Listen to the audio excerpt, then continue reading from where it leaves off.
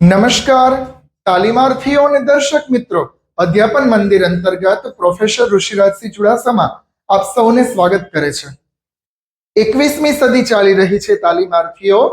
અત્ર તત્ર સર્વત્ર બધી જગ્યાએ નૂતન પ્રવાહો એટલે કે નવીનીકરણ જોવા મળે છે। 21મી સદીમાં આજે વિજ્ઞાન અને ટેકનોલોજી જે છે એ હરણફાળ ભણી છે।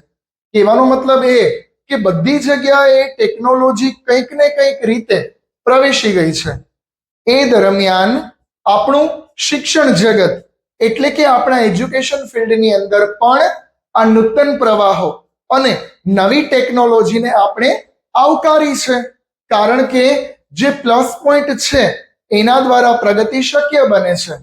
આપણે વાત કરીએ છીએ બીએડ અને પીટીસી કોલેજની અંદર જે નવા તાલીમાર્થીઓ છે, એટલે કે આપ સૌને શિક્ષક તરીકેનું પ્રથમ પગથિયું એટલે કે માઇક્રો ટીચિંગ, આપણે આની પહેલા પણ વાત કરેલી હતી કે શિક્ષક તરીકેની ફિલિંગ તમને માઇક્રો ટીચિંગ માઇક્રો પાઠથી આવશે। હવે તાલીમાર્થીઓ, માઇક્રો ટીચિંગ એટલે સૂક્ષ્મ અધ્યયન, એવું અધ્યયન કે જે એઝ અ ટીચર તમે બધા એક સ્કિલ પર પોતાનું પ્રભુત્વ કેળવો, એટલે કે એક કૌશલ્ય જે શિક્ષણ પ્રક્રિયામાં તમારા લેક્ચરની અંદર અને તમારા અધ્યાપન કાર્યમાં જે જરૂરી છે એ બધા કૌશલ્યો ઉપર તમે તમારું પ્રભુત્વ પ્રાપ્ત કરો, એને કહેવામાં આવે છે માઇક્રો ટીચિંગ।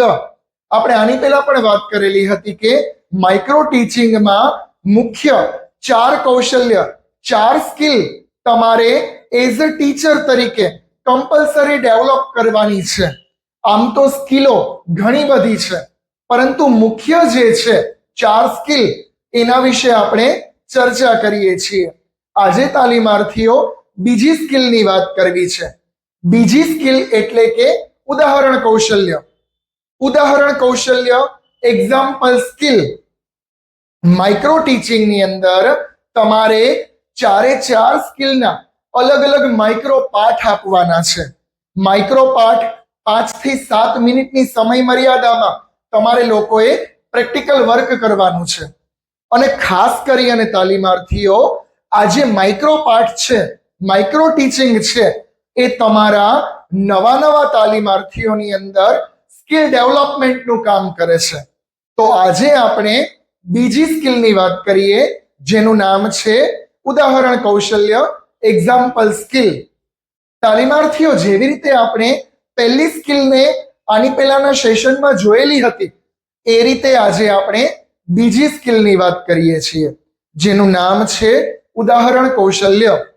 અંગ્રેજીમાં તેને એક્ઝામ્પલ સ્કિલ કહેવામાં આવે છે। હવે તાલીમાર્થી મિત્રો, જે પ્રમાણે નામ છે એ પ્રમાણે જ તેનું કામ છે।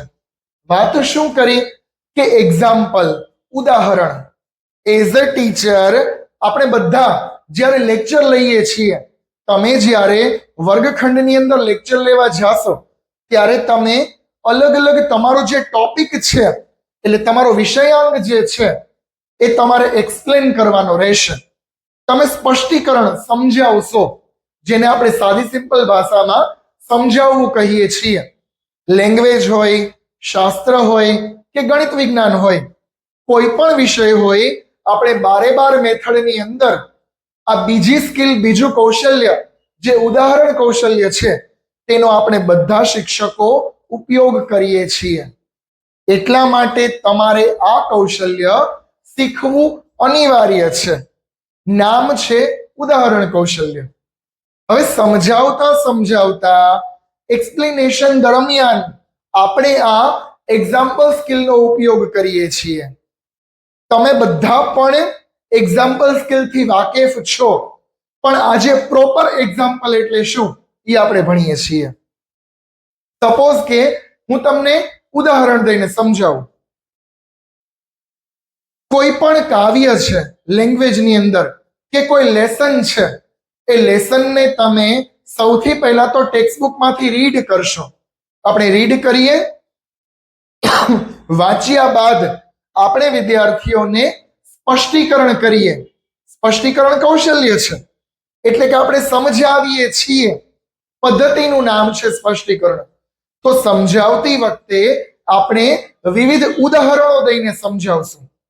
જેમ કે આજે મારે ભૂકંપ વિશે સમજાવવું છે, તો ભૂકંપ વિશે સમજાવતા સમજાવતા મારે ભૂકંપ એક કુદરતી આપત્તિ છે, એવી જ અન્ય કુદરતી આપત્તિઓના ઉદાહરણ મારે વિદ્યાર્થીઓને આપવાના. પછી વિદ્યાર્થીઓ પાસે મારે એવા ઉદાહરણો માંગવાના. એને કહેવાય એક્ઝામ્પલ સ્કિલ, એને કહેવાય ઉદાહરણ કૌશલ્ય. સપોઝ કે કોઈ એવી ઘટના કે જે ઘટના સમજાવતી વખતે તમારે સાદું સિમ્પલ કોઈ એવું એક્ઝામ્પલ આપવું પડે, અને એક્ઝામ્પલ આપ્યા બાદ તમે તેને તે વસ્તુની પ્રોપર માહિતી આપો. જેમ કે આપણે છંદ અને અલંકાર ભાષામાં કરાવીએ, તો છંદની સૌથી પહેલા અલંકારની ડેફિનેશન કહી દઈએ. આપણે ભાષામાં વ્યાકરણની અંદર વ્યાખ્યા કીધા બાદ આપણે ઉદાહરણ આપીએ. ઉદાહરણ આપ્યા બાદ આપણે વિદ્યાર્થીઓ પાસે અન્ય ઉદાહરણો માગીએ. એને કહેવાય છે ઉદાહરણ કૌશલ્ય. નિયમ પરથી સિદ્ધ ઉદાહરણ પર અને ઉદાહરણ પરથી નિયમ પર, જેને આપણે બીજી ભાષામાં આગમન નિગમન પદ્ધતિ કહીએ છીએ. સિદ્ધાંત પરથી ઉદાહરણ પર અને ઉદાહરણ પરથી સિદ્ધાંત પર, આ મુખ્ય રીતે ઉદાહરણ કૌશલ્ય માનવામાં આવે છે. સપોઝ કે તમારે મેથ્સ કે સાયન્સનો કોઈ ટોપિક કરાવવો છે, તો એ ટોપિક કરાવવામાં તમે એક્સપ્લેન કરશો ત્યારે તમે અલગ અલગ બીજા ઉદાહરણો આપશો. એ ઉદાહરણો આપ્યા બાદ વિદ્યાર્થીઓ પાસે 2 કે 3 ઉદાહરણો તમારે લેવાના. ત્યારે તમારો ઉદાહરણ કૌશલ્યનો માઇક્રો પાઠ જે છે એ 5 થી 7 મિનિટમાં પૂરો થાય.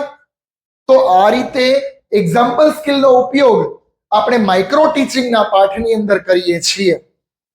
તાલીમાર્થીઓ, માઇક્રો ટીચિંગમાં ખાલી તમે 5 થી 7 મિનિટ જ આ કૌશલ્ય કરો છો, પરંતુ સ્ટે લેસનની અંદર, ટાસ્ક પાઠ અને યુનિટ લેસનની અંદર, ઇવન તમારા એન્યુઅલ લેસનમાં પણ તમારે આ કૌશલ્યનો ઉપયોગ કરવાનો છે કે તમે સમજાવતી વખતે અલગ અલગ એના જેવા જ અન્ય ઉદાહરણો આપો અને ઉદાહરણો પરથી તમે નિયમને સિદ્ધ કરો.